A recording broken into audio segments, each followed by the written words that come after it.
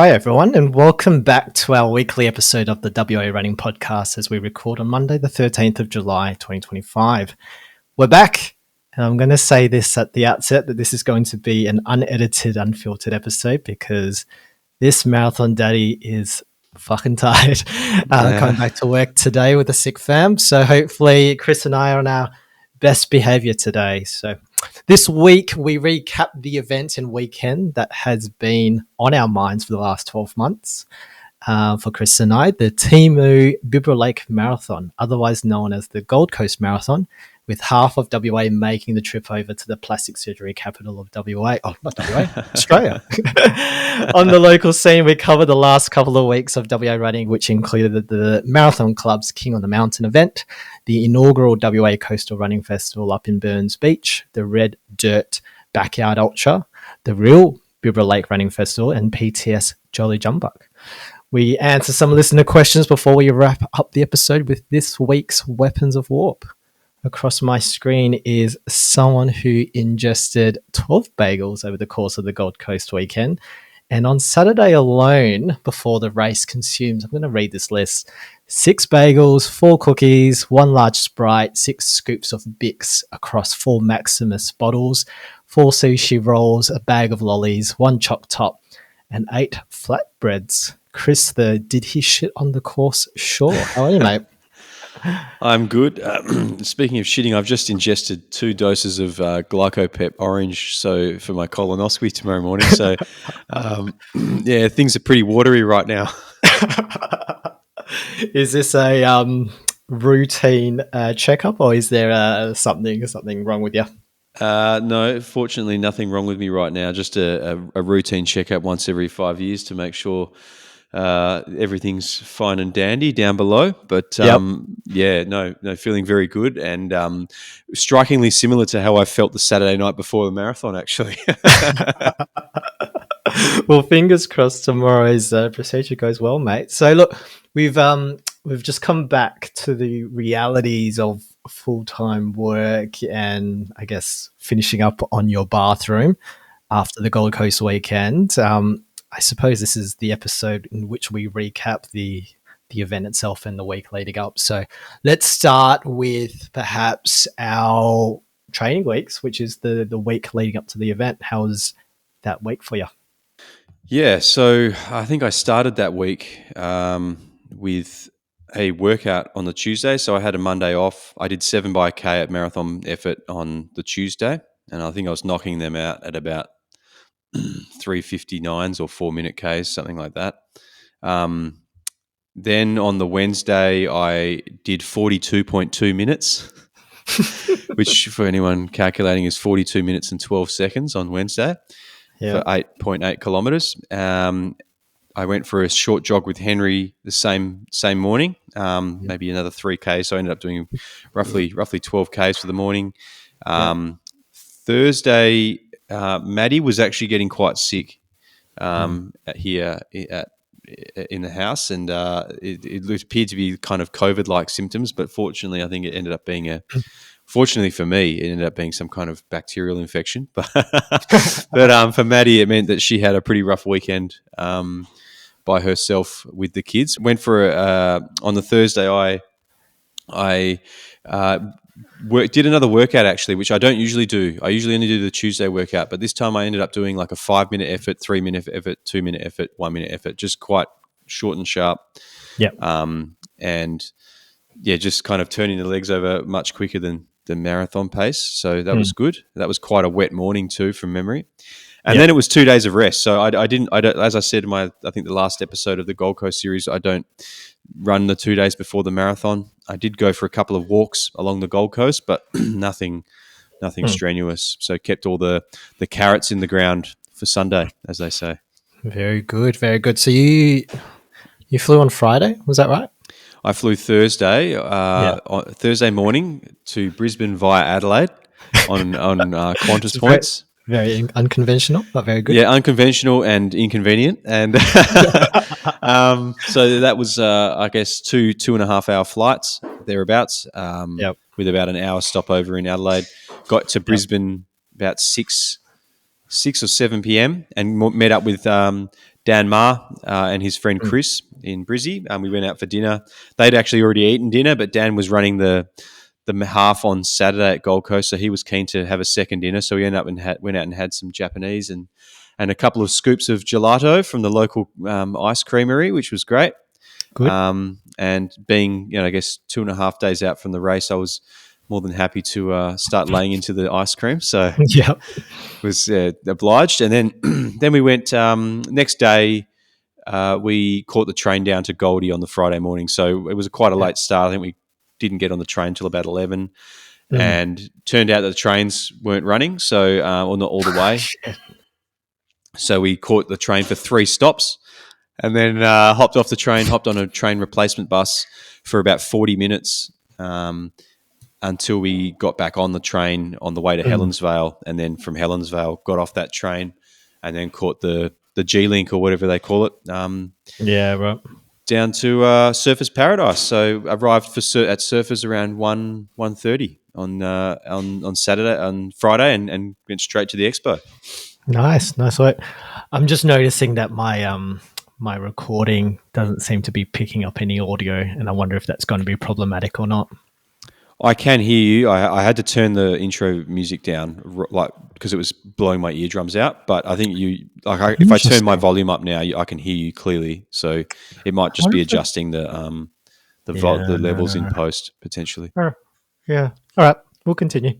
I can see your waves on your thing going up and down. So it's just very faint. Yeah. Very faint. Okay, we'll continue.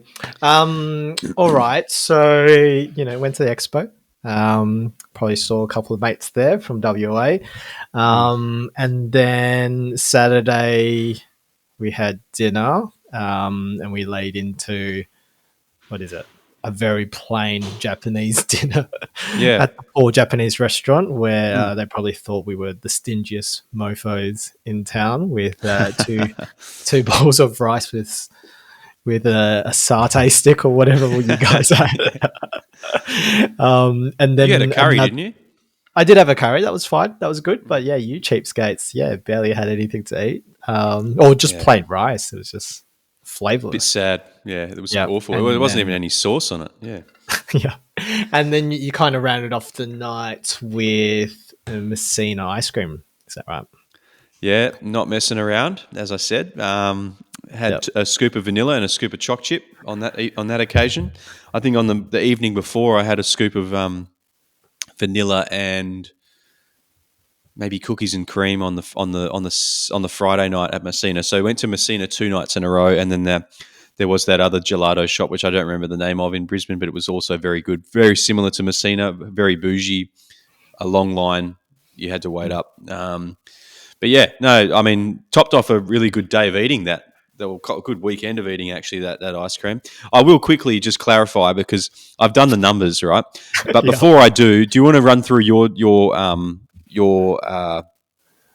week of taper before I go through this? Is that okay? Yeah, no, all good. So my week started, I think I had a 35-minute run at the start of the week, so that was still in Perth. So my flight was Tuesday evening, I think, from memory. Yep, Tuesday evening was the red-eye flight, straight into the Goldie through Jetstar. That was a fucking shit flight. And so we got in 6 a.m. local time, so it was really only a 3 hour 50-minute flight. So it kind of like cooked the family. So I had my wife Linda and my daughter with me for Miata's 5th birthday extravaganza. So we got there at 6 a.m., got to the accommodation, and I think we were just absolutely wrecked for all of Wednesday. Trying to remember if I ended up going for a run. I did. Yep. I went for a 45-minute run Wednesday afternoon.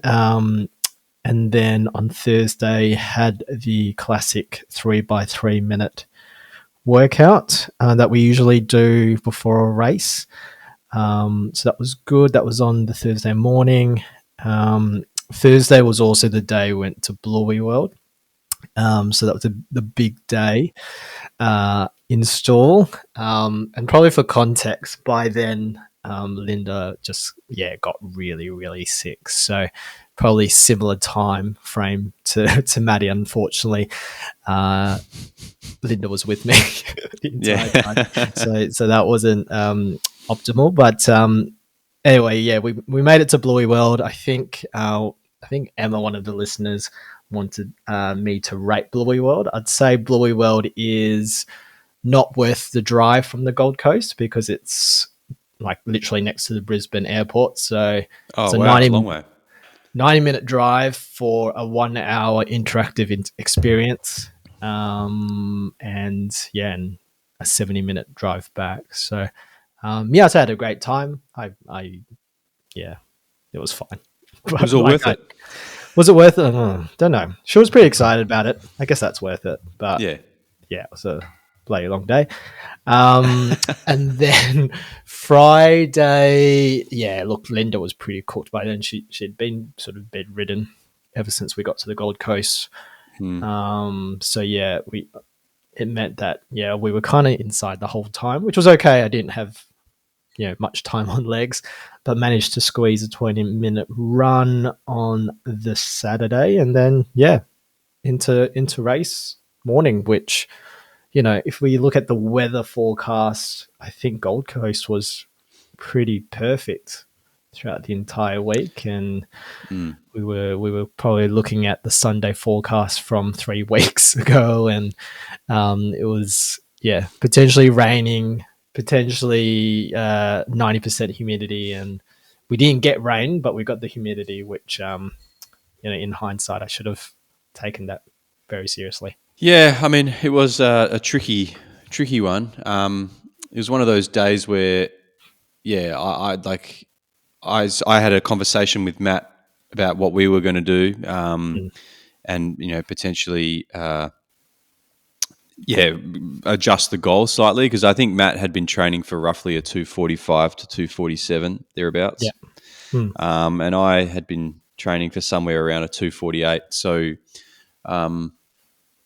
I think the idea going into that the day before was like, I made a decision to not go with the 250 pack, and Matt made the decision to go with them. So he might have started ahead of them typically, but I kind of decided I'd start off the back. So I think I ran with you for probably the first kind of 2 or 3 Ks almost. You guys were shoulder to shoulder. And that probably, like you can see through the splits when we go through that later, maybe that's kind of evident in that first 5Ks, that just kind of take it quite conservatively and work into it, because I was concerned about the humidity, like it was definitely something I hadn't trained for. I didn't make any adjustments I didn't change how much sodium and whatnot I would take in the day before. I just did what I normally do. But I was really mindful in drinking all of my water, like, you having gone through this hyperhydration protocol, I was quite mindful of drinking all of my water in the half an hour or to an hour just after I woke up. So I only had a litre, which I typically always do, just one bottle with a couple of scoops of Bix and a couple of electrolyte tablets.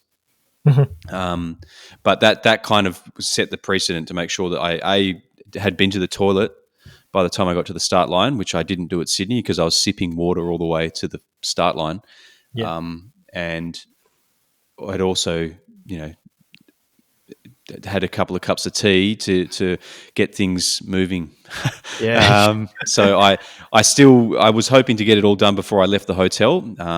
But I met Narishka Irvine at 4:30, and we kind of caught the tram down or up at 4:30. So I didn't get a really opportunity to probably go to the toilet for as long or as often as I'd hoped to before I left the room, but managed to get there when it was still quiet and just kind of had a loo to myself. And when I got out of the loo, it was busy.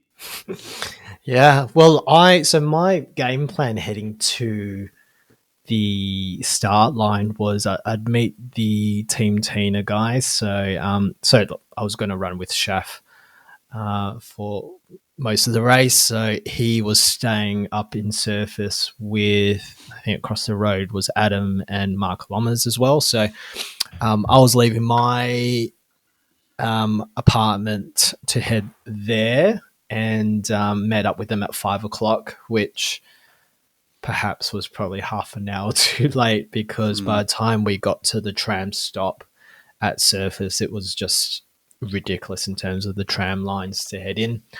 And it was essentially like a Japanese tram or train getting into the start line. So we were really squished in, and we didn't get to the start line.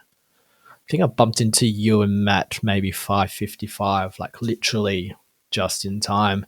And we only had time to do the bag drop, quick lube stop, and then straight into the corral. So we didn't really get a chance to do any warm up. Was probably really anxious in terms of making it in time. So I think I was quite nervous and anxious at the time. I probably barely acknowledged your existence when I did see you. So yeah, probably a mistake on my part was not just getting to the start line on my own. And, you know, in the grand scheme of things, there was a lot of space between the 250 pace group and the 3 hour pace group. Like we had a lot of room to move. It wasn't as busy as I thought it would be. Like there was a lot of people around, but there just seemed to be quite a lot of space between us at the start.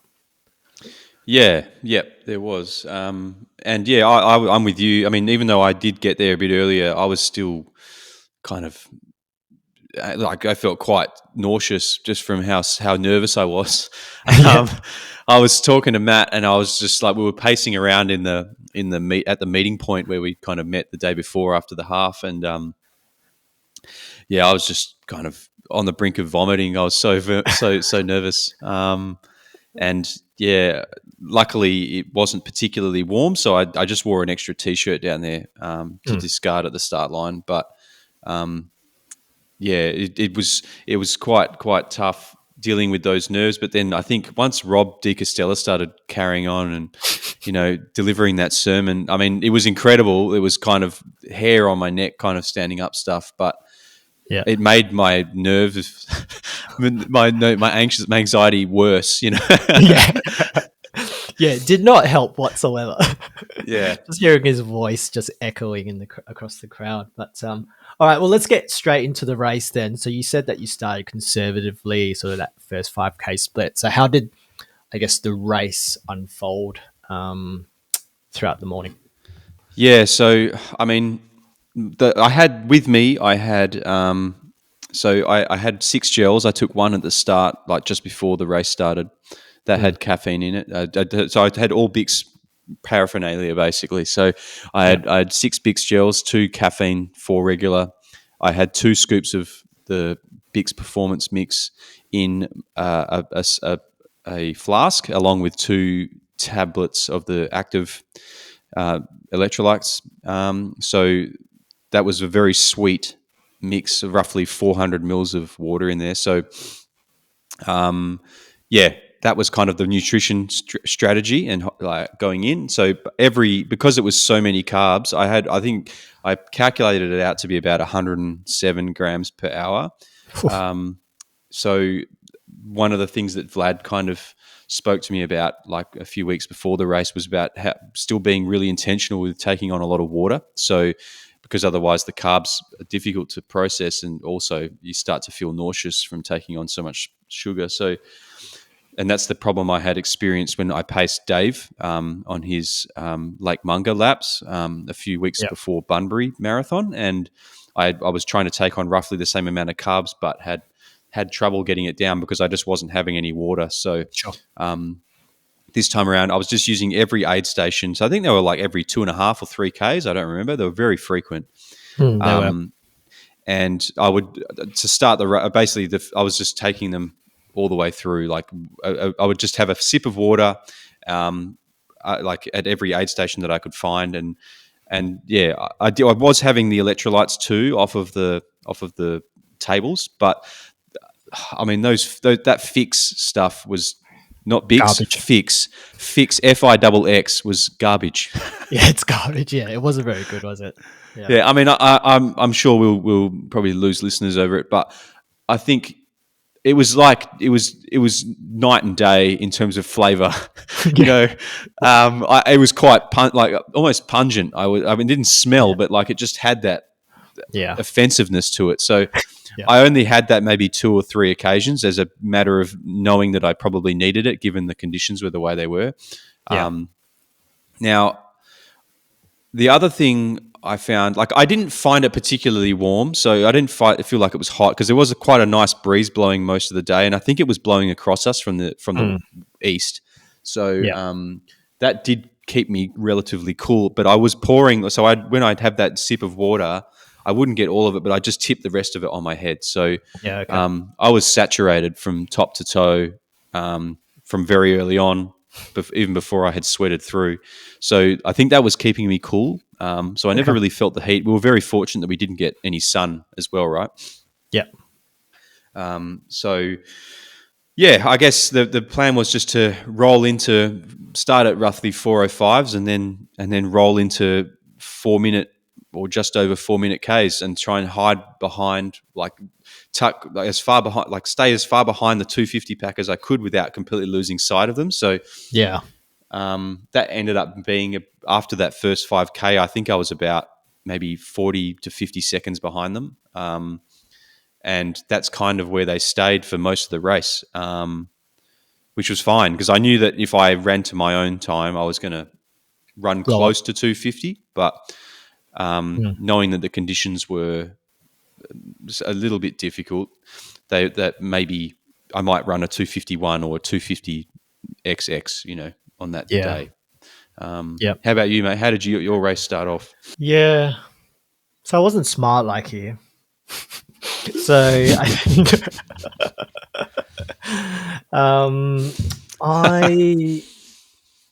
I probably should have taken the humidity more seriously.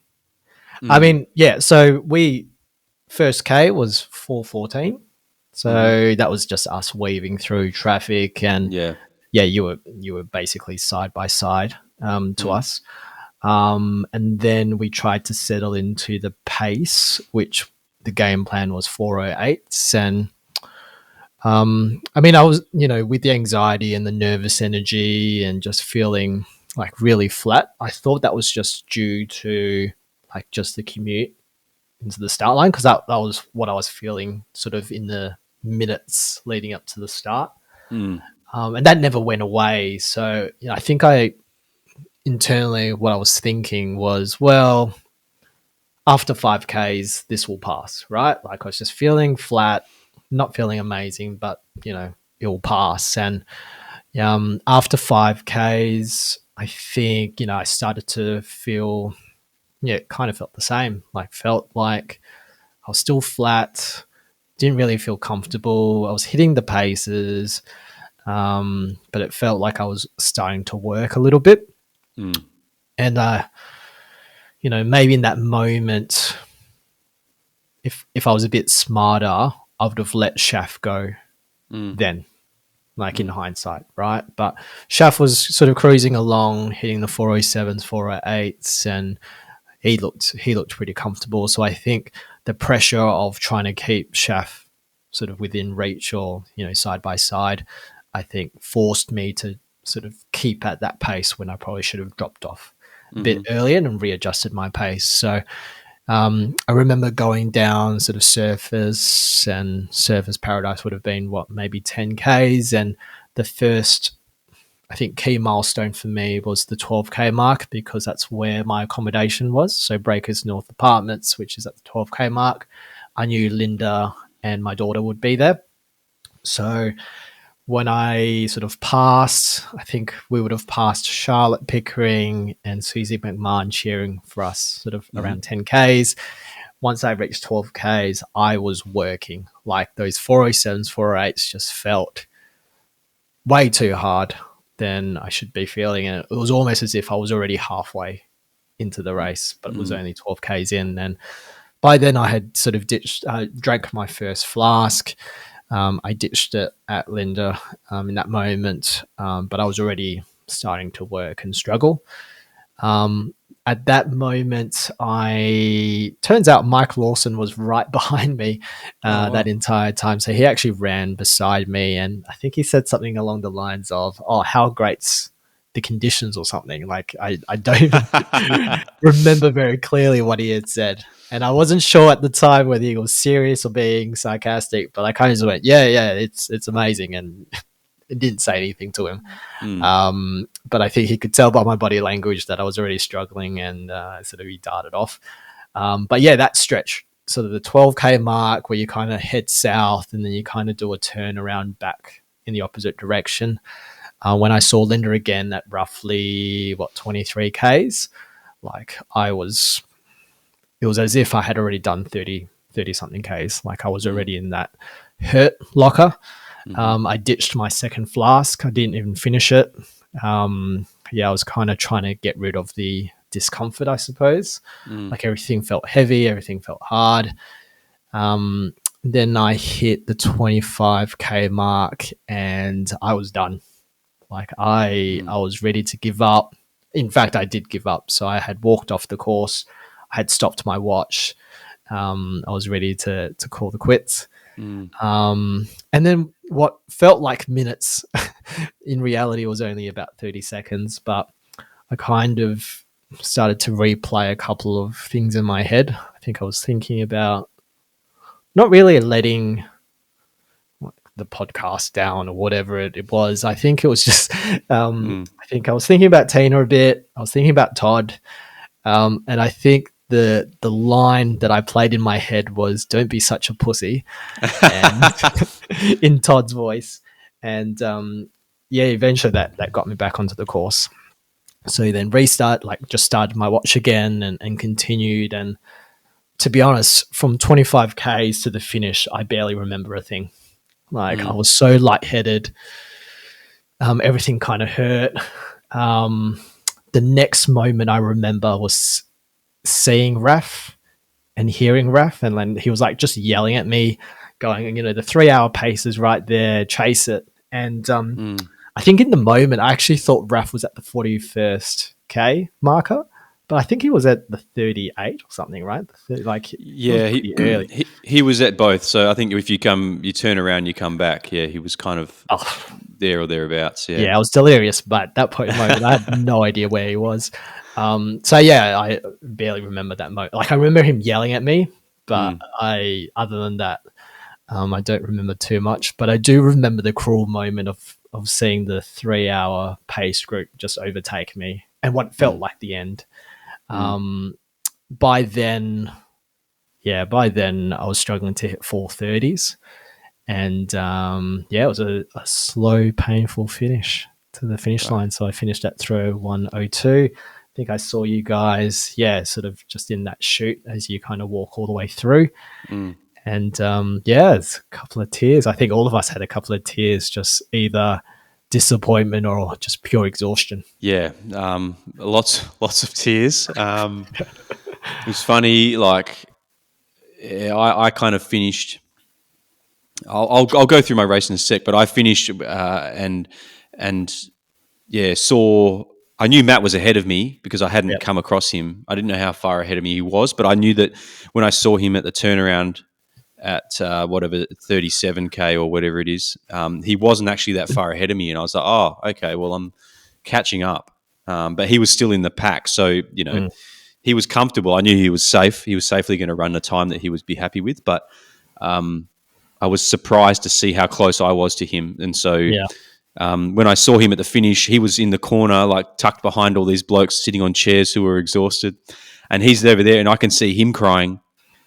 And I had already been crying because I find with a marathon, and it's only happened the last couple, but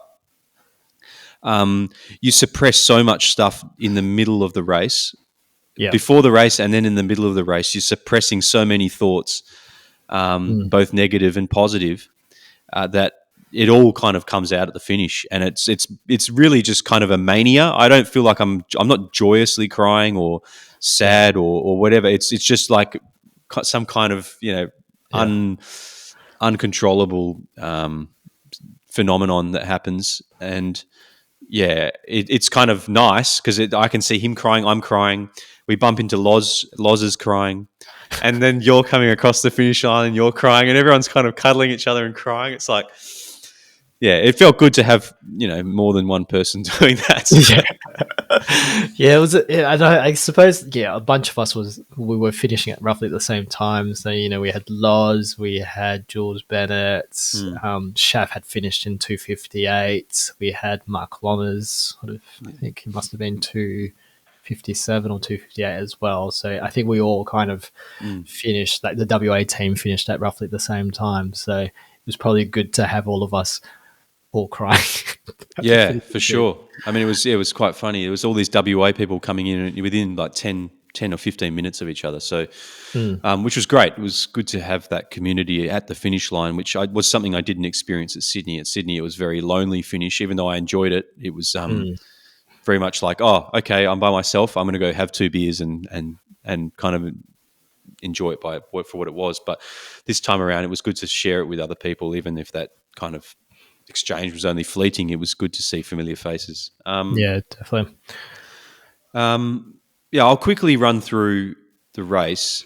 So it was one of those days where, like you were saying, you had doubts at kind of 4 or 5K. I had the same thoughts, to be honest. Like, I was thinking, the instant thing was like, you know what? Today I'm just going to run 2:51, 2:52. It's just going to be whatever it is. Like, I just don't feel like I need to push myself. Yeah. But as I settled into things, like the kilometers started to disappear, and I think I was, because I was behind that 250 group, a lot of people had gone out with it, and they were dropping off the back of it. And so I was constantly had people that were kind of dropping off this 250 pack, and I would catch up to them for a bit, hoping that they could run with them. I'd run with them for maybe 400 meters, and they'll be like, oh, these guys are going too slow. I'm just going to keep going, and just kept on going, and just used people as kind of rabbits to chase for more or less the entirety of the race. I thought I went through halfway at 1:25:15, which was way closer to like 1:25 than I thought I was. I thought I was about 40 seconds slower than that. So that was really nice to see. But when I saw that, I was like, shit, I've got to do this again. Like, I've got to do it a little bit faster. Like, yeah. So I was concerned. But it was kind of like at that point I knew, okay, I've just got to get to that turnaround, get to 37K. That's 15Ks or 16Ks away. I've just got to get there. I know I'm going to see Susie and Charlotte again going back through Surfers Paradise. So that'll be some people that I know. I used a lot of people on the side of the road because, they've got your name on your bib. They're calling out your name. The whole race, I was just interacting with people, trying to use them as a distraction because I couldn't have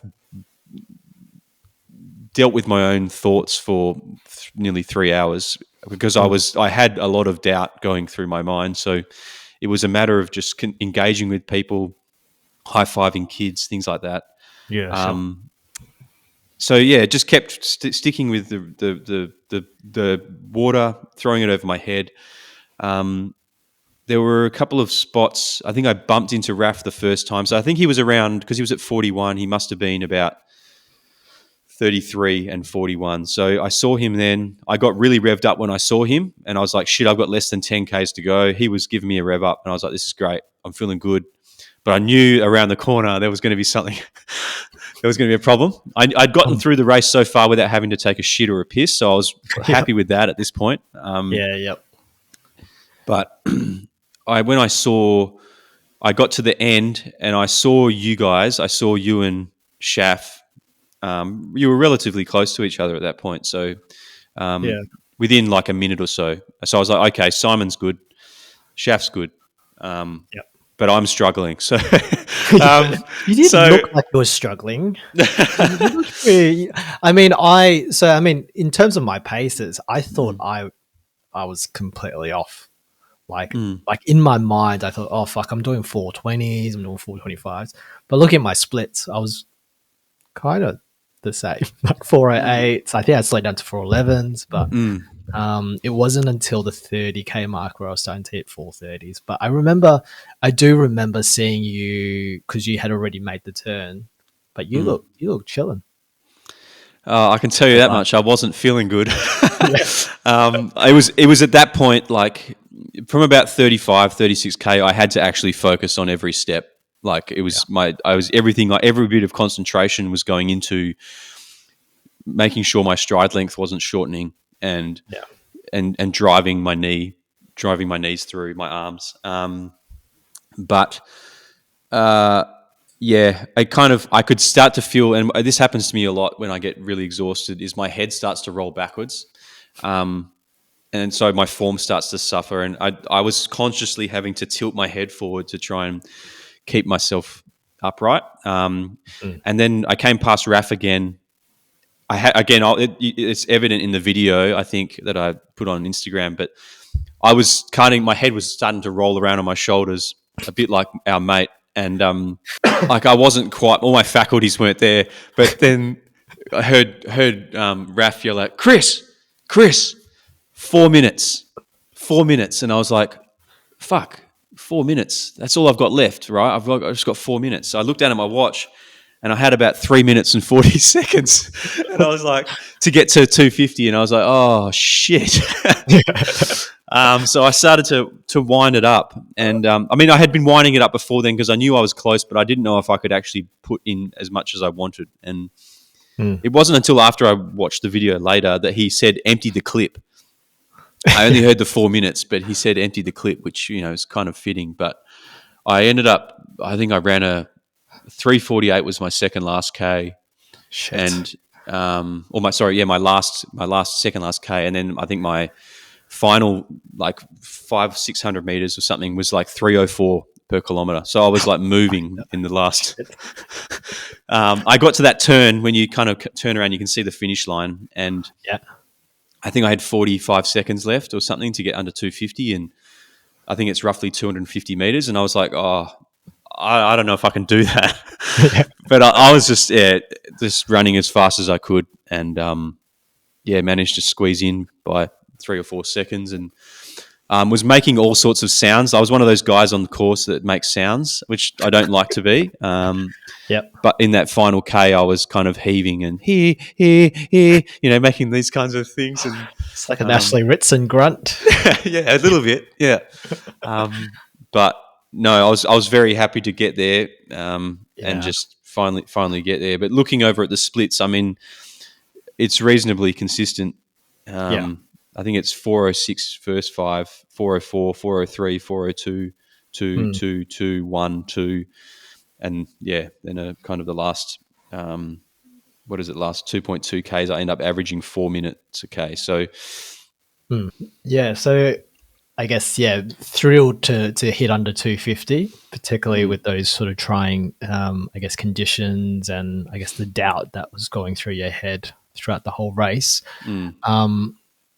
What I guess you've had a week to sort of sit back and reflect on the race itself. Any sort of lessons learned from that experience, like anything new that you've sort of learned about, whether it's the training block leading into it or how you dealt with the emotions or the doubt throughout the race. If you were to do the marathon again, what has been sort of that discovery? I think the discovery has probably been just embracing it. And I think something that Ryan said in his podcast a couple of weeks back in response to your question actually was about the balance between, and I think the RAF speaks about this to his athletes, but the balance of like fear in one hand and like hopes and aspirations in the other, it's very much, and I think this run was like, for me, completely, that those two things were running through my mind the entire time. Like there was always the fear that I couldn't continue to do it, but there was always the hope that I could. And so, I think that it's embracing those emotions, I think, is probably the thing I've learned from this race. And kind of using them and it's like you try to ignore them at the same time, but it's like it's kind of like you're trying to use them, but you're also trying to ignore them. So it's kind of like a funny thing. It doesn't really make a whole lot of sense, I find. But just acknowledging them that they're there and just accepting it, and then trying to move forward away from not getting carried away with yourself. Thinking, because I got to 33 Ks when I saw Raf the first time, and I was like, I'm shitting this in. Yeah. You know, I'm shitting. I'm going to run 2:48 from here because I'm feeling really good. But then I within like a few hundred meters after I'd settled down, I was like, okay, put that away. Don't think about that again. You've still got 9 kilometers to go. It's roughly 36 minutes. You know, you're going to have to still do a lot of work to get under 250 here. So, and I'm glad I did do that because I will have fallen apart earlier potentially. But so yeah, it's that and trying not to like going out conservatively and not being scared to make up a little bit of time was another thing. I mean, I've had to do that through like having to when I did that at Sydney, I was done it forcefully because I spent a minute in a toilet. So I had to make up that time through sheer will and necessity. Whereas this time it was more about I didn't need to go to the toilet. So it was more about just accepting that, yes, I'm going to start slower. It's not necessarily where I want to be in the field, but I know that if I stay in check and keep my emotions in check, my expectations in check, that, you know, I can probably claw back that time. And I probably only ran like a 20-second negative split, right? It wasn't a massive one, but it's just knowing that I can get to 41 kilometers and still put in a big surge toward the end and then spend everything that I've got, then that's all I could have hoped for. Yeah. I think for me, what was completely new about this experience was the fact that it was hard from the get-go. And it's probably an experience that I've never felt before in a race. Like I think I've said in previous episodes that, you know, the first 30 Ks in every marathon I've raced have always been cruisy. And then the 30K mark, I cramp and it all falls apart. I think from the get-go, going out at 4:08s felt hard. And I think I was an idiot to think that it was just going to go away. But I think I should have, reconsidered the goal very early and called it. And whether or not the pressure was because Shaf was running it and wanting to sort of keep up with him, I'm not too sure. Maybe that was a factor. Maybe if I was running by myself, I would have been able to let my ego go and drop back. But I think if I did make that call early on, I think I wouldn't have worked as hard. It wouldn't have felt hard. And maybe I would have been able to control, I guess, the race and have it on my terms. So I knew very early on that, the A goal was gone very early on the race. I thought 2:55 was a possibility, but then when I saw Linda at 12 Ks, there was a lot of doubt that I couldn't really recover from. So I think, the learning for me is, I guess, when things are getting hard too early, to, I guess, have the courage to just go, you know what, I need to feel comfortable, whatever it takes to feel comfortable, and not push and hope that it will just go away. So, I think that's probably the biggest learning. You kind of put all the emotions aside and the ego aside. I think ultimately that's what had derailed my race, really. If I had sort of made that call at the 5K mark or even earlier than that and sort of slowed down to the 4:15s, I think I would have, cruised in, under 3 hours. No doubt. Yeah. I mean, you not only, there's the conditions, there's the way you felt on the race morning, but you obviously had a big week too, right? So you have to consider that, you were on your feet, not necessarily all week, but, you were there for a holiday with your family. your wife and kid were both sick. So you had the anxiety of that, trying not to get sick. Yeah. So there's a lot on your shoulders there, trying to take care of them. And that possibly plays a part in exhausting you mentally more than you probably appreciated before you started the race, maybe. So yeah, there's a lot of factors there. I mean, but the fact that you still managed to run a 5-minute PB, and you got agonizingly close to what was the goal from the outset of this whole thing, right? From 10 months ago or whatever it was, whenever you started training with Tina, was to run a sub-3 marathon. And now you've signed up for Melbourne Marathon, so you'll no doubt be doing it there, and you'll be doing it solo, I take it. So you're not going to have the pressures of running with other people or the expectations of other people to run with them. It does, I find those things help. Like having someone to run with is good.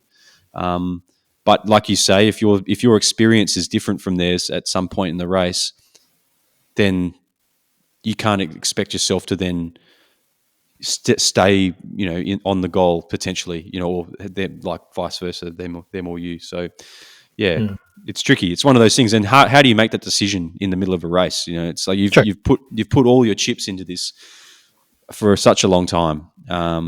It's difficult to make that call. And so I don't think you should be too hard on yourself in terms of what decision you made and how the result of that. But you still managed to run a pretty good race. A race that most people will be very proud of. And I'm looking forward to seeing what you do at Melbourne.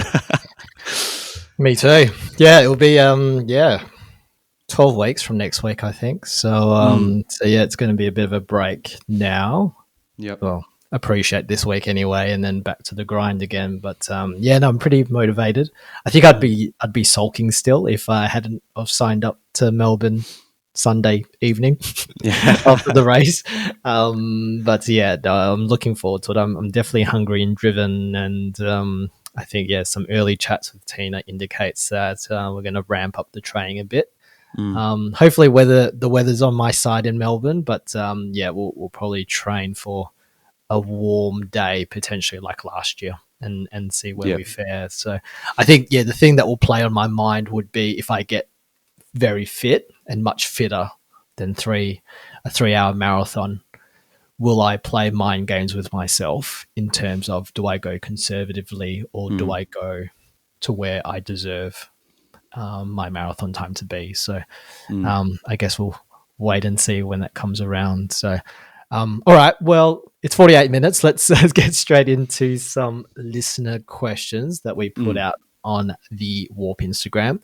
So the first question is, what would you change, or would you change anything, either food-wise or lifestyle-wise, pre-race week? So I suppose that's probably just thinking about the training block itself. Would you have changed anything?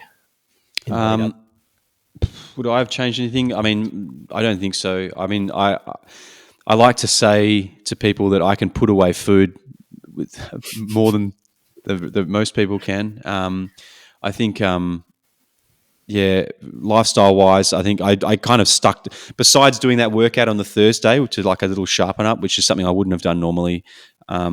Beside that, I think I stuck to my guns. I still ate my ice cream, which I like to do. I didn't, I didn't go to the sorbet instead, and that worked out. But how about you, mate? Was there anything that you would have done differently? I mean, knowing that you had a pretty rough week leading in.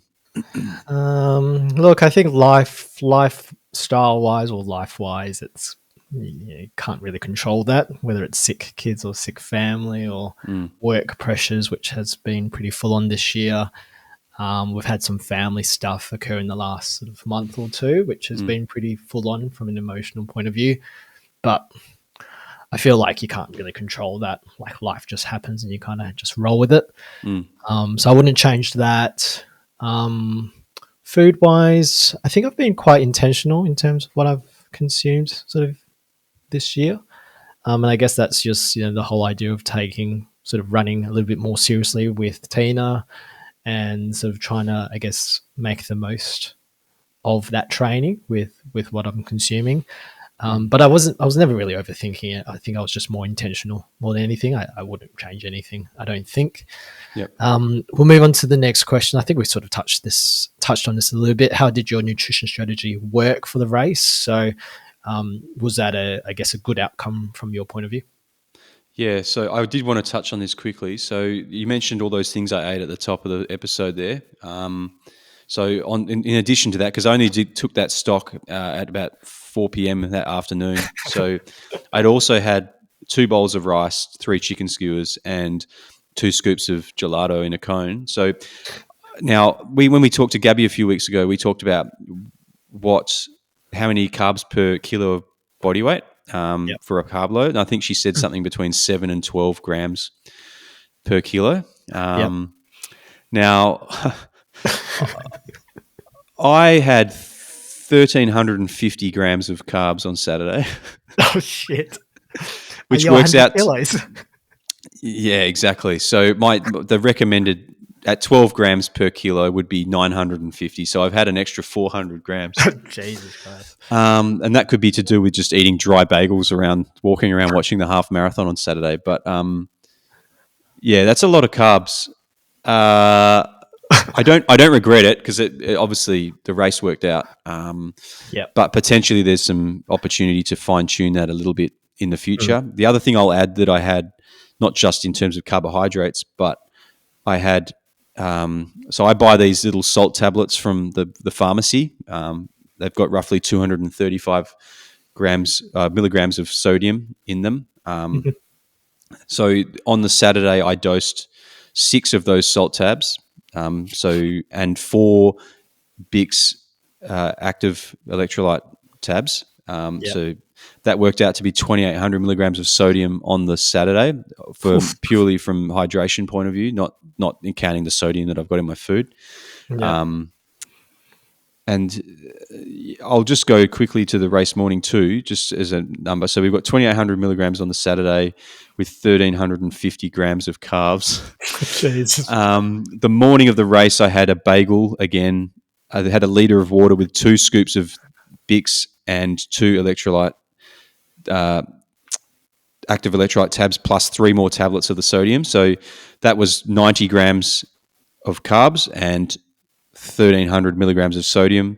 There were 2 cups of tea with 20 milligrams of caffeine.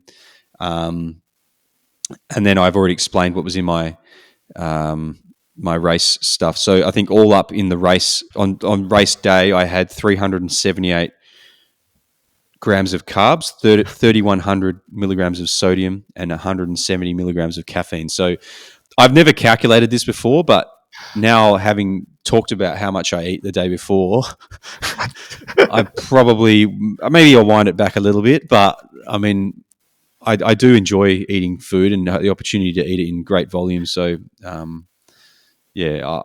don't know if I'll change much. I think that the day before on the Friday, I would have had probably what you would call the regular amount for a carb load. I probably had 900 grams of carbs on that day.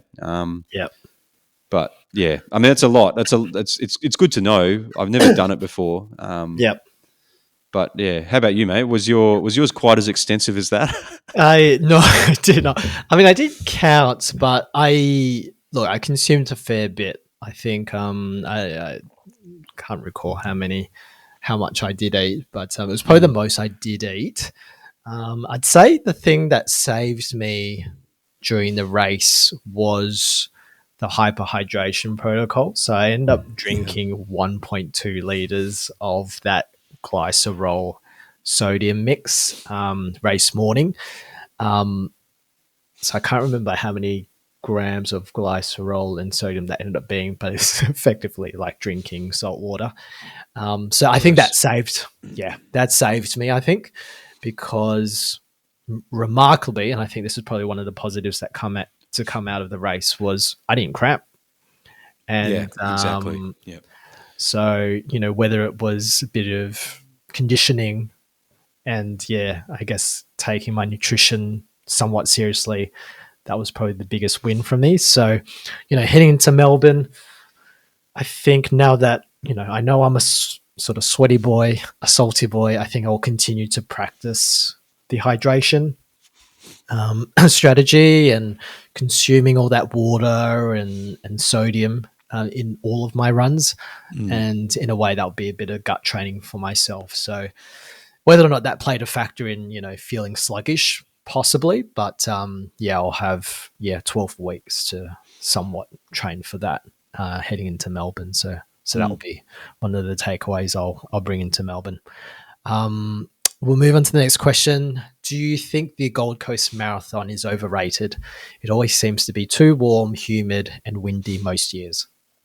Not at all. I mean, yeah, it was humid. I don't think it was. I don't think the conditions were atrocious. Like if I had, if it was, if it had been 25 degrees on the start line or 20 degrees on the start line, even I would have thought, nah, this is not good. But given it was 15, 16, I think the humidity was roughly between 85 and 90%, something like that.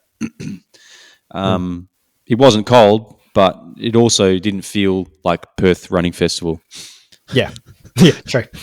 Yeah, you add the sun and the temperature to the mix when you do Perth Running Festival. Yeah, exactly. So I look, it's easy for me to say, but I can't complain about it because I had a reasonable race, but I also had accounted for that in my race plan. So, I would, if I were to do another marathon that I've already done again, I would do Gold Coast for sure. More than Sydney. I think so. I mean, the fact that people are lining the streets outside of their house, there's something really personal about that. And kind of, it has almost like a community vibe to it. Even though it's a massive marathon, there's 15,000 people running. It feels like a community-run marathon because you've got people literally three generations of families, like kids, parents and grandparents, standing outside of their houses, cheering you on, calling your name. For what reason? Like they're just there to get amongst it and take part in what is the spectacle, which is amazing. Yeah, I think there was only possibly a 2K stretch where it was a bit quiet when you run back along the tram line on the way back. But other than that, it was just filled with people across the entire sort of course. So I think that's something that, it's very rare it's very hard to replicate that elsewhere. So I suppose, is it overrated for me? Possibly, as someone that's a sweaty, salty sweater. Whether or not, doing a Ballarat marathon is worth it or not, maybe, right? But I think it's always hard when it comes to these sort of destination type marathons because I guess you're adding more unknown variables to the mix. Yeah. You compare that to a local marathon, you know the conditions, you can somewhat train for the conditions, you know how to get to the start line, you know how to get home, that sort of thing. I suppose it comes down to, what you're willing to control in the lead up to a marathon. I'll move on to the next question. Please explain Simon's 4 a.m. run jog thing on Strava on race morning. So that was my attempt to jog to Surfers Paradise to meet up with the guys to get to the start line. So that was 600 meters to get there. I'll move on to the next one. What was easier, Chris, a sub 250 marathon or tiling the bathroom? Oh, the marathon any day of the week. Tell you, I'm still doing this bathroom. You've just finished the plumbing, right? Yeah, I've got to put the toilet in, and I've got to paint the ceiling, but we're almost there. Yeah, almost there. Very good. How did you recover after this gold marathon? I mean, pretty fucking good. I'm not going to lie. I was awful Monday. Like Sunday afternoon and Monday, my right calf was completely fucked. Really, I was struggling to walk. I was kind of hobbling. Tuesday was still pretty rough, but I was just like, okay, it is what it is. Then I think Tuesday night and Wednesday night, I started massaging it, self-massage. So got on the roller, and I've found this little technique that I do with the roller where I can kind of roll and find the spot, the agitated spot or the knot, and just kind of rest it there. And it fucking hurts, but eventually the muscle tends to release.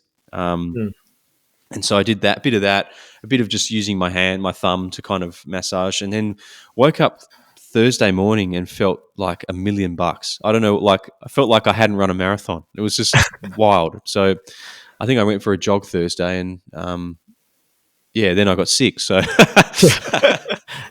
not much running after that. Not much.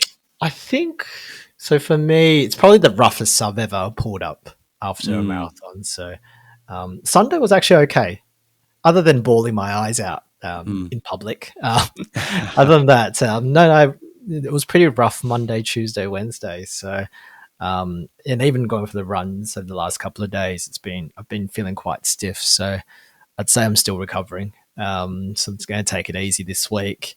If I'm feeling cute, I might take on some Strava crowns in the local area. But Nice.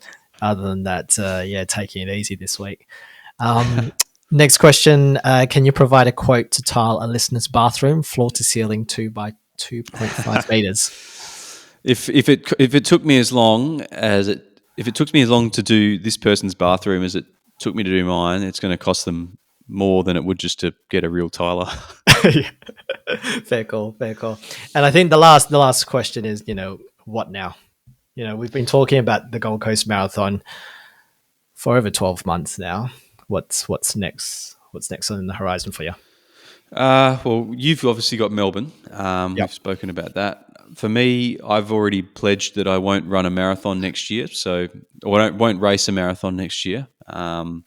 So I'm going to put all my chips in for a sub 240 marathon when I turn 40, which is in 2 years' time. So I think next year, the rest of this year and next year will be focused on getting quicker, basically, just in tens, halves.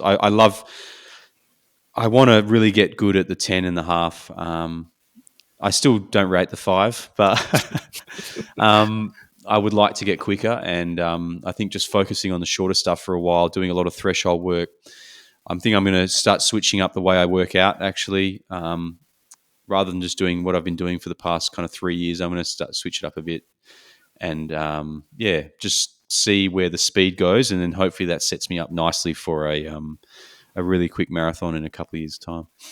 Sounds good. Yeah. Well, with me, it's Melbourne Marathon. So hopefully sub 3 then. So Tina's probably given me the heads up that, a bit of threshold work, bit of float recoveries instead of sort of the jogs. And we're probably going to wind the mileage up to 140s for a good 6 weeks. So, she's given me the warning to load up the pantry because I'm going to be fucking hungry after all these workouts. So, see how we go. Awesome. All right, let's move on to a couple of shout outs we had over the Gold Coast weekend. Yeah, it was great to see so many people over there from WA, to be honest. It made the weekend. I mean, the race was great, but seeing people on the Thursday, Friday, Saturday and the Sunday after the race was just, it made the weekend. It was such an awesome time. We obviously had Team WA representing the state in their respective in the half marathon in their respective races. So we had Susie McMahon running a 1:24.05, and so she came first in her age category of 50 to 54. She was absolutely stoked with that. I don't think it's quite a PB for Susie, but she was rapt to kind of finish top of the table. So pretty awesome there. We had Charlotte Pickering stirring the pot at the 41.5K mark when I saw her. Sorry, 20.5K mark when I saw her. Running a 1:25.47. Marlene Lutz, 1:23.37. And Liam Camadou in 1:13.12. I think Liam probably didn't have the race that he wanted, but a really good step in the right direction for him, given he's coming back from shin splints and a number of other injuries. We also had Ollie Palmer running a 67-minute half, which was a PB for him. Pretty rapid. Be good to see Ollie race against some of the other athletes in WA, at the likes of Perth Half coming up in August. In the marathon, we had Vlad running an incredible 2:26.46, which is a PB for him. We had Carlos getting his 2:27.16. So Vlad came 38th Carlos came 42nd. Carlos finally got his Tokyo qualifier, which is awesome. I think he had to run sub 228 for that. We had Jesse DeRoy. He ran a 3:57.07, which was a PB on a run which I don't think he was expecting to run a PB. I think he just went out to enjoy himself. But yeah, had a great day out there. We had Lauren French coming in at 2:50.28, 27th female, third female in the 40 to 44 category. We had Jules Bennett. She ran 2:55.44 for 37th. She finished as other people faded. She seemed to finish strong. I think I overtook Jules at around 14, 15 Ks, I think. And I was like, oh, that's a front runner shirt. But I wasn't too familiar with Jules, so I didn't want to take her away from her race. We had Kate Pritchett running 2:59.10 for 52nd, sixth female in the 40 to 44. We had Renee Rockcliffe running 3:11. Now, not on this list, we had Narishka Irvine, I think. Nari ran a 3:35, if I'm not mistaken. So not a PB for Nari, but she had to battle some demons a bit like you did. And, yeah, managed to hold herself together and finish strong. So that was a great run from Nari. I think she's got Sydney and Melbourne coming up.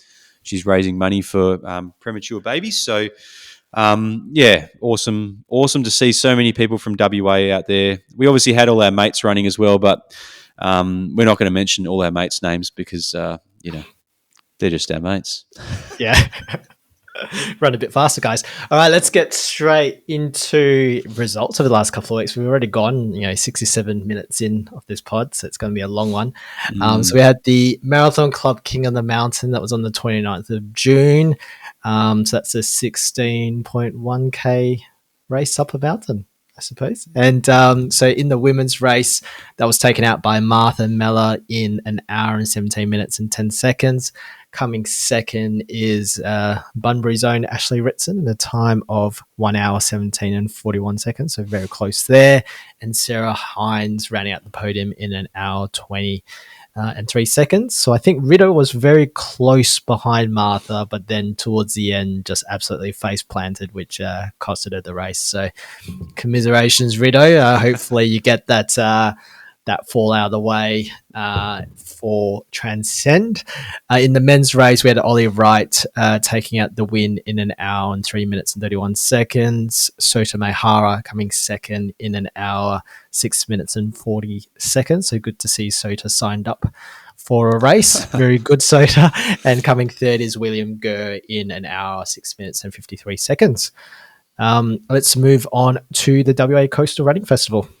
Yeah, so this was an inaugural event, I think, up at Burns Beach on the 29th of June. There was an 8K and a 16K. So the women's 8K was won by Ava Brennan in the age category of 10 to 14 in a time of 32 minutes, 33 seconds, which is 4:04 pace. That's wild. We had Lindsay Toole in 38:42 and Claire Kao in 40:26. The men's 8K was won by Liam Dardengo in 30:26, Ben Hulse in 34:30 coming in second, and Brooklyn Drury coming in third, 37:39. The 16K race in the women's was won by Lisa Sherlock, 1 hour, 17 minutes, 12 seconds, followed by Emma Brearley in 1 hour, 20:05, and closely followed by Melanie Davies in 1 hour, 20:20.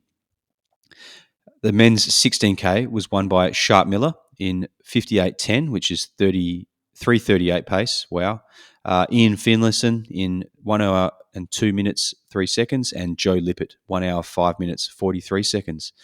I think you mentioned just before the record that it's a kind of a new running group maybe that's organising stuff around town now, and there might be something else coming up soon around a lake somewhere. Yep. So the next event, I think, is Lake Gulalau, which is sort of that Kingsway region. There's like a 5K loop there. So that is on the 5th of October. So I'm trying to remember from the top of my head what the distances are. I think there's like 5, 10, I'm going to say 15. So yeah. It's around your way, mate. You'll be in Melbourne then though, won't you? It will be the weekend before Melbourne. Nice. So maybe whether a or not, couple of Rebel vouchers on the cards for you. maybe maybe a 5K. Get myself a Rebel voucher in store for Melbourne. No, pretty excited actually to get a couple of races up north, because usually it's your sort of your way in terms of a lot of the races. So it's good to have something that's within a 10-minute drive and less time for me to commute, which would be nice. We also had the Bravehearts 777 Marathon, which was on Monday the 30th of June. So this was the first of 7 marathons across the states and territories. So in the men's, that was taken out by avid listener of the show, Charles Bosveld, in a time of 3 hours and 3 minutes and 19 seconds. Bryan Lip coming second in 3 hours and 5 minutes and 43 seconds, and Cameron Lambert coming third in 3 hours, 9 minutes and 42 seconds. In the women's race, that was taken out by Delanie. Delanie? Delanie Williams in 3 hours and 29 minutes, 20 seconds. Elizabeth Newton coming second in 3 hours, 37. And Amy Wakelam in 3 hours, 56. We've got the Red Dirt Backyard Ultra. Yeah. So I think it looks like this was won by Tasmania's Chris Lewinsky in 26 yards with the assist by Jacinta Homan. Now, that was this year, but last year, for context, Phil Gore won that event in 33 yards. And I think there's roughly 100-odd entrants in both years. So it looks like Jacinta picked up in true FIFO fashion, I guess, picked up a supplement mart gift pack for her troubles for running 25 or 26 yards with Chris there. So congratulations, Jacinta, on a pack of protein. Now, the same day as Gold Coast, we also had the Bibra Lake Running Works Festival, aka Wolves Run Club Running Festival, for the sheer number of jerseys and tents down there with Wolves Run Club logos on them. Now, this is a kind of one that's been going on for a while now, but is a staple in the Perth running calendar. And I think the weather this year was slightly better than last year, from what I understand. Not quite the torrential downpour that we had last year, but there's 6K, 12K, half and full. So I'm going to try and rattle through these pretty quick, because I know we've been going for nearly 75 minutes. We've got Duku Jansuk winning the 6K for the men's in 1843, followed by Nikhil Redapali, a member of the Let's Cook running team, in 1844. So real close there. 3:07 pace, madness. Ben O'Sullivan coming in third in 1928. In the women's, we had Taylor Duncan winning in 29:45, followed by Kim King in 31:13, and then Kayla Campbell coming in third in 33:21. The 12K was won by Jacob Howard in the men's, 39:15, followed by William McAlinden in 41:32, and then Julian Middlewick in 45:40. The women's 12K was won by Michelle Hunter in 47:43. Catherine Hutchison comes in second in 50:20, and Jessica Smith in 51:38. The half marathon in the men's was won by Darcy Ovens in 1:16:13, followed by Michael Goodyear in 1:17 flat, and Justin Kelly coming in third in 1:17:59. Your Team Tina team member, we've got two of them here on the podium for the women's half. We've got Jules McNish in 1:27:22, and then Bunbury's finest, or one of Bunbury's finest. There's many Bunbury fine people in Bunbury, but the tub girl herself, Shelley Smith, 1:27:31, coming in second, and then Ashley Yee coming in 1:29:53. Now, did Ash run a PB on that race or not? Don't think so. I think she's run a bit quicker. Yeah, but better than her run at HBF, I take it. Oh, you're testing me. I think she ran 1:30 something at HBF, so I'm sure she's run a bit better there. But it looks like Jules and Shelley went out quite hot, and then Jules out-suffered Shelley in the end. So, look, if you're out-suffering anybody who's running around a swamp every Wednesday night, then you're doing pretty well. So, in the marathon, now, the prize money is $500 in the marathon. That's that's decent for a local running event. We had 17 people run under 3 hours. Probably 16 of them were from Wolves Run Club. So we had the men's race in the marathon won by Lloyd Allen in 2:34.08, followed by Michael Carroll in 2:36.56, and then Darren Robertson coming in third, 2:46.54. The women's marathon was won by Leanne Flugel in 3:08.33, followed by Anna Watts in 3:12.36, and Jodie Evans coming third in 3:27.09. Now, I think Leanne is someone that when I do my workouts at Bibra Lake, I'm pretty sure I see Leanne down there frequently. Now that I've seen photos of what she looks like on the podium at Bibra Lake there, I'm like, I recognize this lady. She's always smiling at me. So yeah, great. Congratulations, Leanne, on a great run to win the marathon there. I think she's like heavily affiliated with the Running Works crew. So a frequent member of Bibra Lake. I'd imagine. Yeah. All right. So we also had the Jolly Jumbuck on the weekend, that same weekend, didn't we? Yep, on the same day. So just to round up the results, so we'll just cover the black label course and the blue label course. So we'll start with the black course of 20.5 Ks and 800 meters of elevation. So the men's race was taken out by Daniel Kerr, not the footballer, in 1 hour 55. Coming second was Luke Coleman, and coming third was Adam Humphreys. In the women's race, that was taken out by Kirsten Bust in 2 hours 11. Coming second is Alicia Bruce. Alicia Bruce is a local in my area, so good to see Alicia coming second there, and Anna Macy coming third. So I wonder what Petra was doing this weekend. Busy. Petra was busy. In the blue course, the men's race was taken out by Dane Sproxton in 1 hour and 4 minutes. So Dane's just killing it in the Perth trail scene at the moment. Yeah, big time. We had Titch McSwain coming second and Radik Zitskowski in third. In the women's race, we had Ash Holmes coming first in 1 hour 29. Coming second was Narissa Hinch, and coming third was Olivia Faulkner. All right, that was all for the results. That was a long one. Yeah, that's a big week. A lot of runs on the same day, but great running from everyone there. Now, we've got upcoming events here, Si. So we've got this weekend, we've got the Shelley Loop Run held by the WA Marathon Club. That's, I believe, the Front Runner Club 10K Championships. I think Owen Smith ran that last year and won in a course record of 30:57. I believe Dean is running it this year. Mm-hmm. The titular name of our fan club on Strava. So, looking to see what Dean can do down at Shelley this weekend. We've got the Goldfields Pipeline Marathon.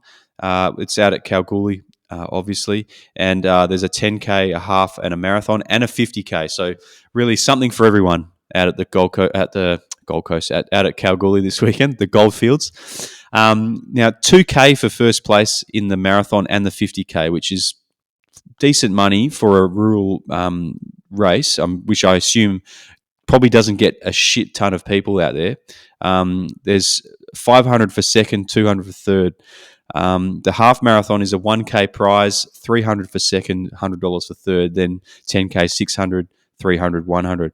Now, course record holders, we had Vlad running a 3:18 out there in 2021 and Jackie Kellerman and in a 3:43 in 2022 for the 50K. So, yeah, pretty rapid. I believe you think Vlad's heading back out there this year, maybe to have another crack at that 3:18 after he absolutely destroyed Ultra Perth a few weeks ago. So, be good to see what happens out there this weekend. The marathon, the course record is Joseph Cleesby in 2:47 in 2022 and Lisa Mannix in 3:02 in 2022. So I believe, you believe, that Tom Tedge is going out there to not only win the race for the marathon, but also take that course record. I think he's hoping that no one else signs up. So I don't know if Red Rose is still open, but he will be going for the win. So probably should have advertised the prize money. It would have gone home to Team Tina, but looks like there's a bit of prize money in store, which Tom Tedge is actually. It's been good seeing him on the Combat Trail, and it'll be his first marathon in quite some time. So not his A race for the year, but good to see him back. Yep. All right. Well, I think there's plenty of other things coming on at the end of July. We've got PTS Truth or Consequences on the 27th. If you're up in Karratha, there's a City to Surf up there on the same day, and then Perth Half Marathon's probably the next big one on the 3rd of August out at Burswood. So, yeah. Are you going to be running that Perth Half, Simon, in the lead up to Melbourne? Probably not. So yeah, going to have to reconsider some of my races in the lead up. So whether or not, yeah, I reckon Perth Half is off the table. I might do City to Surf as part of a long run. Yeah, we'll see what Tina's block looks like. I think, yeah, I wouldn't. Yeah, it wouldn't be worth doing Perth Half and just jog it. So I might just do a long run around the area, but not run the actual race itself. Yeah, cool. I guess the other big one that's coming up is Transcend, obviously. We've got our team. Now, we've probably got some team updates that we could quickly run over. So, obviously, Dan and his partner, Avi, they're having a baby next week, I believe. So, hopefully all's going well there. And so Dan's pulled out for that reason, which is, I would say, pretty soft. But no, instead in Dan's place, we've got Ash Ritson, obviously showing her pedigree in the King of the Mountain race last weekend. Hopefully she doesn't fall on her face this time. And a late withdrawal, unfortunately, has been Sinead. So in Sinead's place, we've picked up Rochelle Damassi, which we're very happy about. So super excited for this team. We've got We've got 2 very good runners and 3 very average ones in all of the males as part of this team. So, no, we're looking forward to putting together something pretty special on the 16th of August. Si, do you want to talk us through a few little things with Warp Admin real quick? Yeah, I think like the main one is this Sunday we've got the Wolves Run Club City Marathon Long Run number 3, which is this weekend. Weather doesn't seem too good. So whether or not the Shelley course record's going to fall or not, I think Professor Dean Menzies might need to do more analysing of the conditions. But yeah, if you're not doing Shelley Loop, yeah, join us on the long run, which we're all meeting at Curbside Cafe down at Mount Henry Bridge, which I think is just down the road from you, mate. So yeah, so we're meeting at 5:45 a.m. for a 6 a.m. start. I think last time I looked at the weather, it's 30-kilometre winds in a westerly direction, so it's going to be a lot of fun doing your respective long runs. Yeah, big time. That's not course record conditions at all. Yeah, not at all. Not at all. And then finally, we've got the Transcend Rocky Ridge Beer Run, which is on Wednesday, the 6th of August. Down at Duncraig at the F45 training centre. So if you meet there for a 45-minute shakeout pre-Transcend, we're going to follow that up with a couple of drinks at the Duncraig Rocky Ridge Brewing Co. Looking forward to that one, actually. That's going to be great. All right, let's finish the episode off with our weapons of war. Before I go and shit water again for a sec in 2 minutes' time. It's becoming a problem. So we had Laura Loza Firth. She did the Bravehearts, all 7 of the Bravehearts marathons in 7 days. Some of them technically ended up being ultra marathons, I think, due to poor course measurement. But her last and her first marathon were both sub 4 hours. So an incredible effort there from Laura. We had Bryan Lip on the weapons nominations this week for living at the Expo at Gold Coast. Seemed like Bryan was there just about every day and just about every hour of every day. So it was great to catch up with Bryan after the race, before and after the race, actually, both at the Expo and after the race. But also during. Yeah, and during the race, that's right. Yeah, it was about 2Ks in, that's right. Bloody hell, Bryan was everywhere. It was great. What a legend. Yeah, he was the life of the party, Bryan. So great to have him over there with us on last weekend. He was trying to convince me to run Boston with him next year. So I can't say that that's happening, Bryan, but maybe the year after.